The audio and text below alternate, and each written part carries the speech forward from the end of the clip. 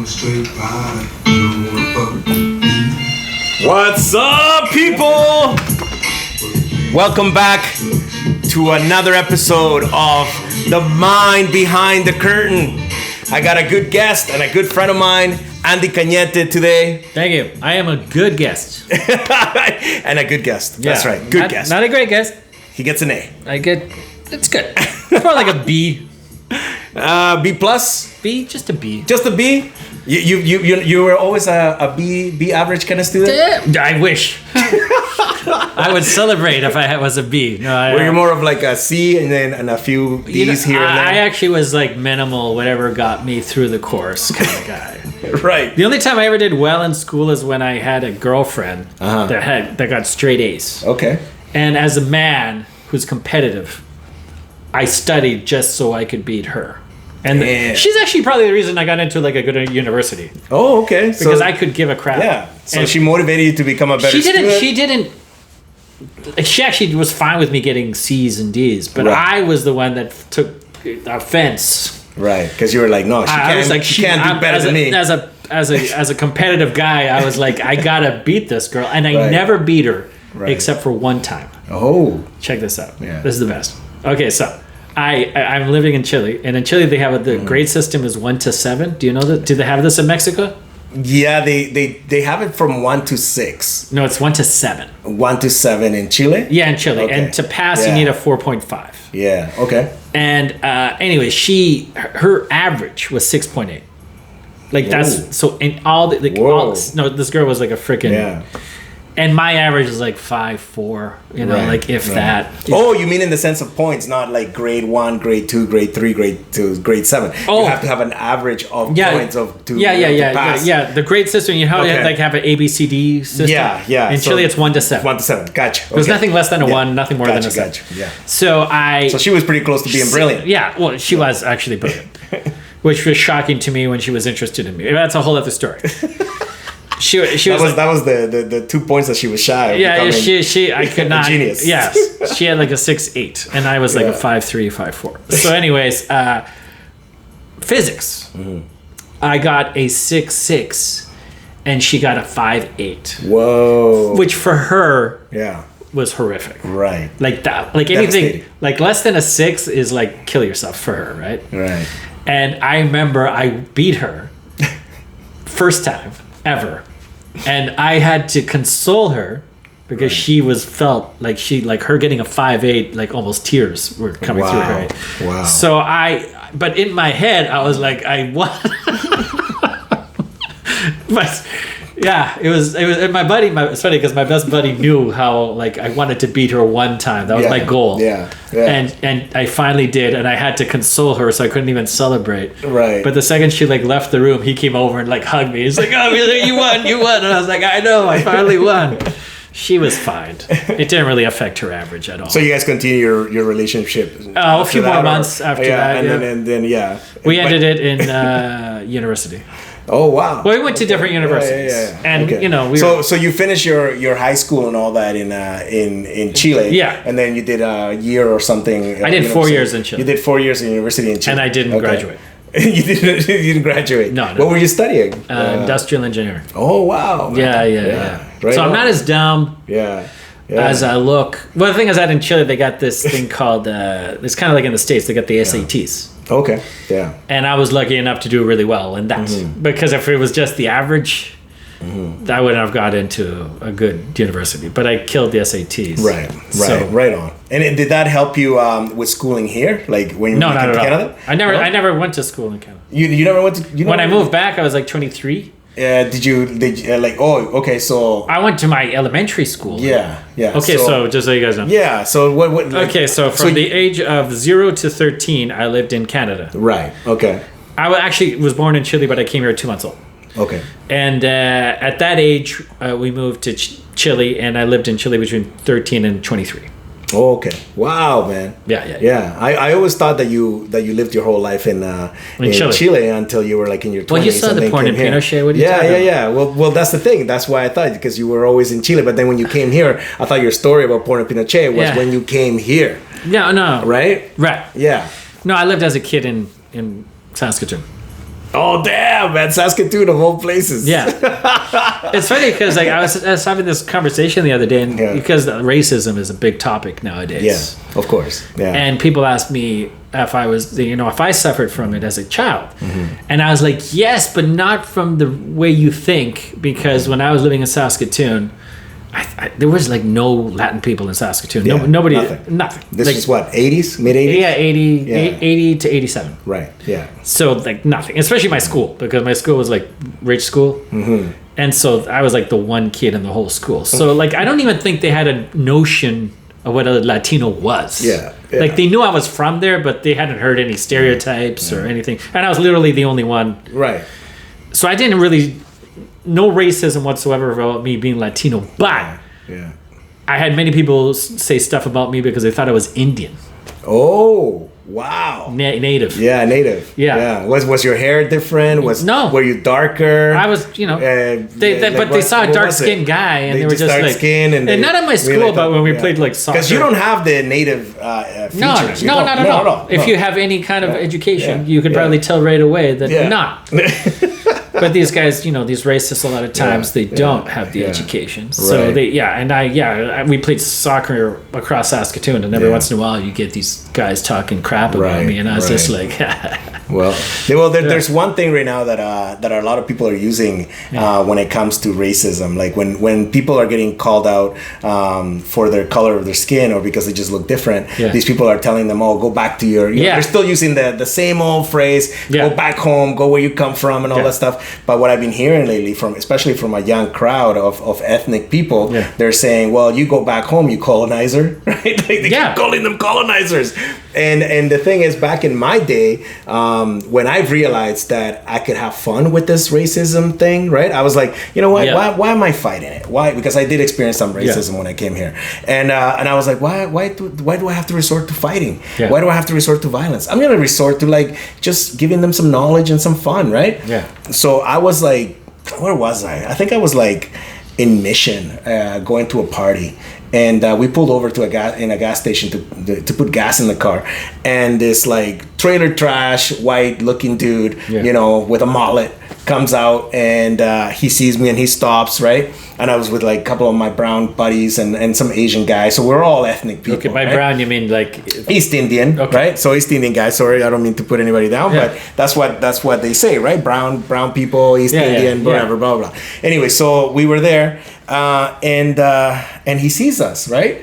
And he sees the Chinese guy putting in gas in the car. You see the brown guy going to get some food, right? And then the other Asian guy is sitting down in the passenger, and me following the brown guy, right? Yeah. So as I'm passing the guy is like, "Hey, where you from?" And I'm like, "I'm from North Van." And he's like, "No, but where are you from, really?" And I'm like, "I'm from Mexico." And he's like, "Oh, well, you should go back home where you come from, right?" And I turn around to the guy and I'm like, "Well, you should go back to your continent. Right. You should just go back to your continent." The guy just looked at me and he was like, "Continent?" Yeah. He had no idea what continent he was in, man. Yeah. And I was like, "You know what? Go back to where you come from, man. Because we were here first. We were here in this continent before you." Yeah. And I go, "And plus, you don't even know my heritage, man." Yeah. And then the guy was just like, stunned. He didn't have nothing to say, man. And I was just like, but you know what, man, we can all get along because we're all surviving. And I walked away, man. I talk shit. That's the way. That's my How do you handle it, man? If I get in a fight, I'm gonna lose that fight probably, right? So especially now I got broken wrist, I can't do anything, right? So like I can talk though. Yeah. And that's the best thing, man. You don't want to get into a fight these days. No, especially with it. But these guys are just so stupid. Yeah. That I can't even, it's funny because I just saw that white power thing that with Trump retweeted the other day, right? Oh yeah, with the white guy, and it's funny because whenever I see these videos, nobody says anything back to them. No, they don't. Like, "Hey, white power," and I'm like, I would say so much back to them. Yeah. I was like, "When's the last time you won the 100 meters at the Olympics?" That's right. You need to be under an umbrella when you go to Cuba, like that kind of stuff. That's what I would yell back. But, like how does that sunburn feel? Yeah. I got a tan. Yeah, man. But nobody says that. Yeah, didn't Trump like denied it? He just denied it. I don't know. Or his representative said He no, never heard it. He never heard it. Even though and that's the thing. Like a lot of the times, a lot of these things, when they get called on something, they just dismiss it. They're like, no, I never said that. I never did that. I wouldn't do that. I wouldn't do that. That's what so a I think pathological liar does. it's time that we need to play their game. You know what I mean? I'm not playing. I would play their game, man. They're like, they're like, oh, well, go back home. It's like, what home? It's I funny. don't have a home. So, I don't. You know how they just make up stories and like do all that crap. I have a friend who he's a diehard Trump fan. Yeah. But we also like basketball. Right. And I've been kind of doing to him what Republicans do to everybody, but he doesn't realize it. So I'll just say stuff like, "Oh, I thought that I knew this player was going to be amazing," and he's like, "You never said that." Yeah, I did. See what I mean? That's exactly it. But he doesn't get it. Yeah. He's like, "You did not ever say that." I'm like, "Yeah." Or I'll say something and you said that player was going to be good. No, I didn't. Yeah. He'll send me the thing. You said he was. That's not me. No, wasn't me. It wasn't me. Yeah. I never did that. And then just brush it But off. he still hasn't added it up. Like he's in his head, he still hasn't figured out that I'm totally doing what he condones. Oh, for sure, 100%. Yeah, that's the thing about the Republicans and people that follow what Trump is saying, because they follow what he says on the day. Yeah. But everything else that he said in the past, no, he never said it. Yeah, I never said. No. Why would he say it? No. Who said? Where'd you get that from? Where'd you get no? Oh yeah, It's the New York news, Times. Oh, fake New news, York fake Times news, is totally fake news. Yeah. Man. Well, that's the thing about racism, man, and we can either make light of it or we can have fun with it. Well, or we can just. turn it into a I fight, also just like making fun of dumb people, racism, and that's just it. One time I was in Mexico. You'll like this one. I was at this resort, not a resort. I was at this bar, and there was these Americans there. And there was this one guy that was like, college frat boy, and he was going around and he was challenging people to do a wrestling, like the arm wrestle, for 20 pesos. Okay. Because he wanted to get some money to buy a beer. Right. And I saw him doing the rounds, and he was like, "Come on, let's do the arm wrestle," like sure. And he was coming close to me, and I was like, "Oh crap!" And I was with a girl, right? So I was kind of like, "Oh god." Yeah. And sure enough, he gets up to me, and he's all right. Let's do an arm wrestle. And I looked at him, and I said, "How about instead of that, we have a battle of wits?" Oh, nice. And his response was, "What the fuck is wits?" And I looked is that a British thing? And I looked at him and I was like, "I just won. I just won. You owe me a beer," kind of thing. And he was like, and then the girl I was with, she explained it. She goes, "It's kind of like cleverness." Yeah.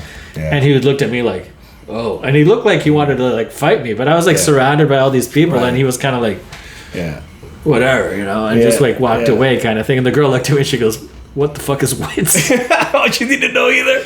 No. I said she just thought it was hilarious that he didn't know. Oh, she was paraphrasing. Yeah, she was. Yeah. She thought that was the fun. Well, that's the thing too, man. Like these days, people are they're very confused about all the information that's out there, man. And people just keep like talking about paraphrasing. They just say what they read or what they hear. It's almost like they don't have their own opinion of things. Yeah. Like if I were to tell you something about something, whatever, all the conspiracies that are out there right now. For example, the royal family sucking the blood out of babies and all this stuff. Some people believe that stuff is real, right? Because it's on the internet. Exactly. But have you ever lived it? Have you ever seen it in front of your face? Have you ever experienced it firsthand? Like, have you ever gone deep and actually done some research on it? And then not only that, all after that, what is your opinion? It's almost like they don't have an opinion of what really is going on. You know what I mean? And it's like they can't come up with an idea or a way to describe what's really going on. Yeah. In their own words. You can't really have an argument either because it's. Yeah. Have you ever tried that?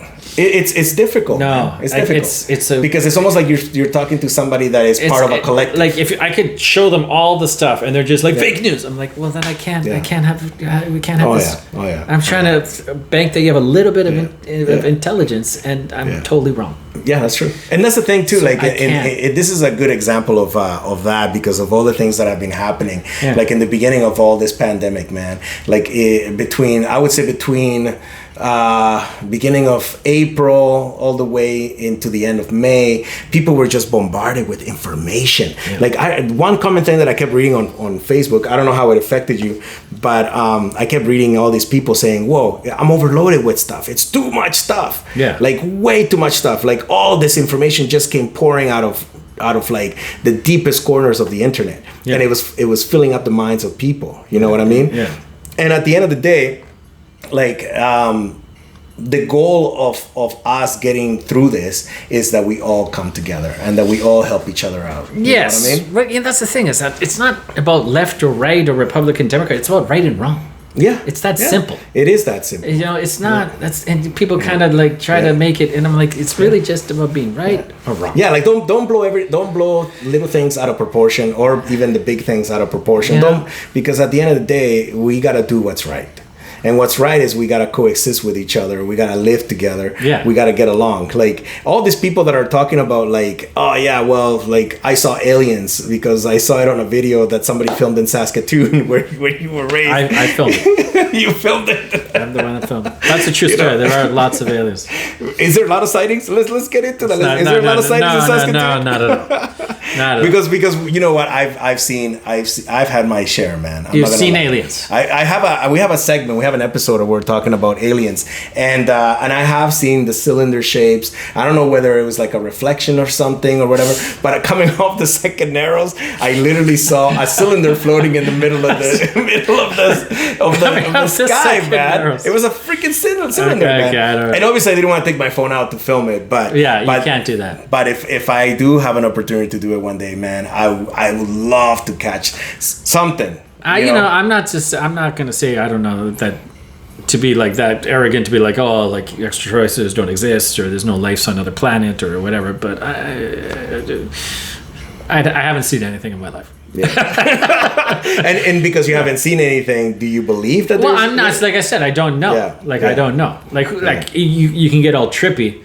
And be like, well, there's not oxygen on this other planet. I'm like, well, maybe there's a species that doesn't need oxygen. Of course. Yeah. They live off. People kind of try to think about. I'm like, well, you know, if you really want to get trippy about it, maybe they have some other weird thing that they live off of over there. Right. And maybe oxygen to them is toxic. Yeah. You know, maybe they don't even have arms. They're just like these like little tentacles. You really want to get creepy and weird about it. Human centipede. You know, the universe is enormous. Like we are just we're a little like Oda. So to be that arrogant to think that we're the only planet. That you know. I wonder if they got like you know. The Voice in another planet. Right. Like the TV show. Right. You know? With some clicking where we're clicking or like gut sounds would or be like punked. Or punked. Like Pluto's version of punked. You know, maybe Pluto, not Pluto, but like, something else. Maybe farther. Farther out into or maybe another planet that is just like ours, man. You know what I think? It's just like ours. I've traveled to various countries. Okay, I was about to say I've traveled to different planets. You have to various and it always kind of makes me laugh that like, even though like there's different like languages and there's always like certain places where it's like we laugh at the same things. Oh yeah, for sure.